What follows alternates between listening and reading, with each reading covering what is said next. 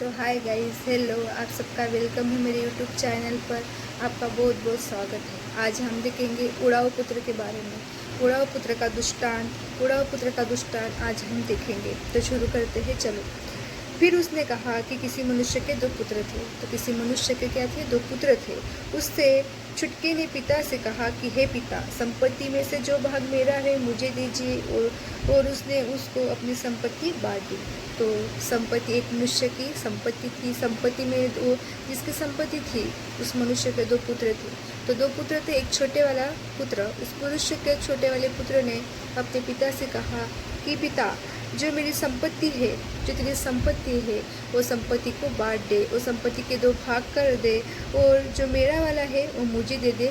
ऐसे को उसने अपने पिता से कहा। तो पिता ने अपनी संपत्ति जो थी वो बांट देता है। पिता को संपत्ति को बांट देता है।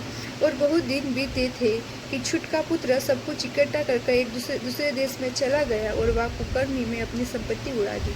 और बहुत दिन बीत गए थे। जो छोटा वाला पुत्र था, उसको संपत्ति मिल गई थी। उसने अपनी संपत्ति की सारी संपत्ति ले ली और वो बहुत दूर के देश को चला गया और कर्म करके अपनी सारी धन संपत्ति उसने ऐसे उड़ा डाला। पूरी संपत्ति को उसने उड़ा डाला।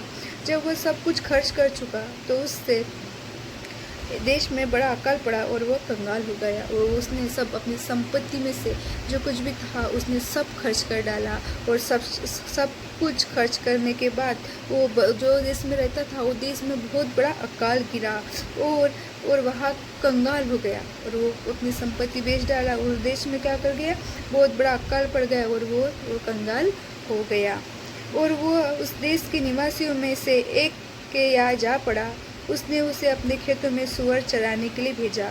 और वो जिस देश में रहता था, उस देश में वो एक मनुष्य के घर में चला गया। और मनुष्य ने उसको अपने घर में, उसके घर के जो सुअर रहते थे, वो सुअर चराने का काम उसको सौंप दिया। और वो सुअर चराने का काम वो करता था। और वो चाहता था कि उन फलियों में से जिन्हें सुअर खाते थे अपना पेट भरे, और उसे कोई कुछ नहीं देता था। और वो चाहता था कि जो सुअर को खाना देता था, जो सुअर को खाना चढ़ाया करते थे, वो सुअर के खाने में से मैं भी कुछ खाऊं। और पर उसको कोई कुछ नहीं देता था। सब सुअर ही खाना खा डालते थे।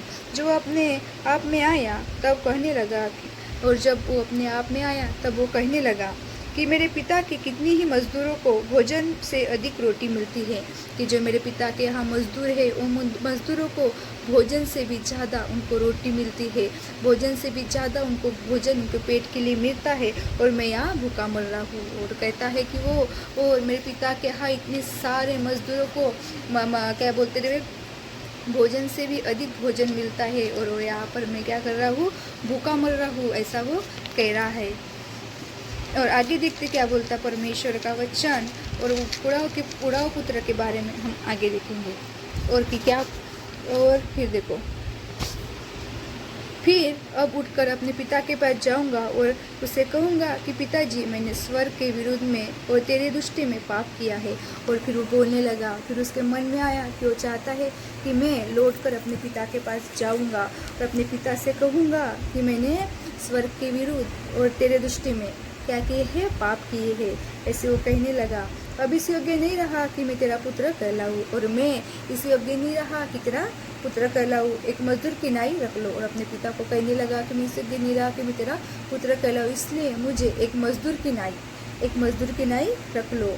अब इस योग्य नहीं रहा कि मैं तेरा पुत्र कहलाऊँ, अब मुझे एक मजदूर की नाई रख लो। तब वो उठकर अपने पिता के पास चला।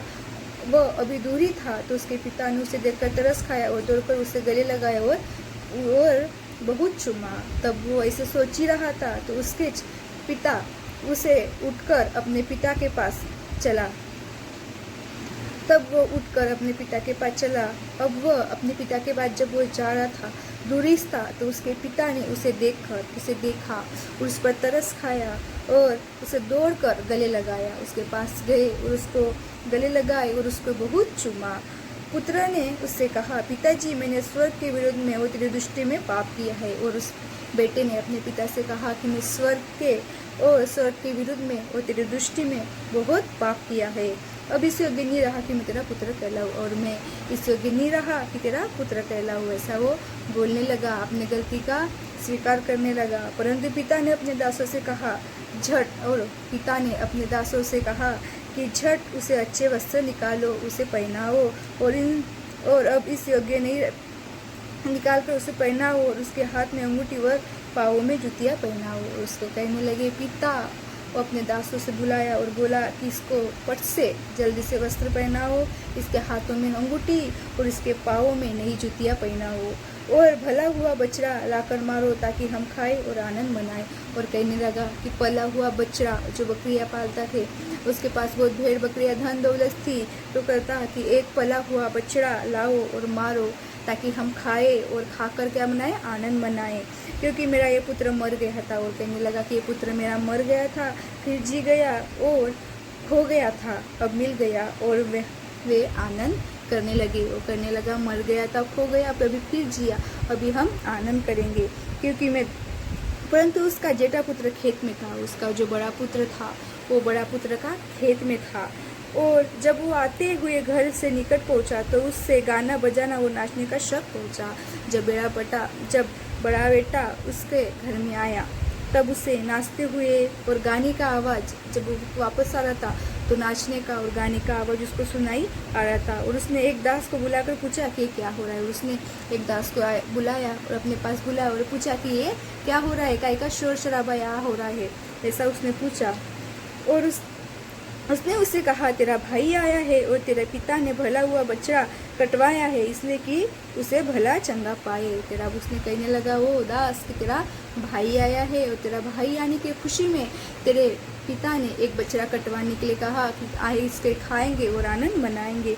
उसने उसे कहा, यह सुनकर वो क्रोध से भर गया। जब इसने दास ने उसको ऐसे कहा तो क्रोध से भर गया और भीतर जाना चाहा, परंतु उसके पिता बाहर ही आकर उसे रोक लिए। वो अंदर जाना चाहा पर उसके पिता बाहर ही आकर उसे रोके। और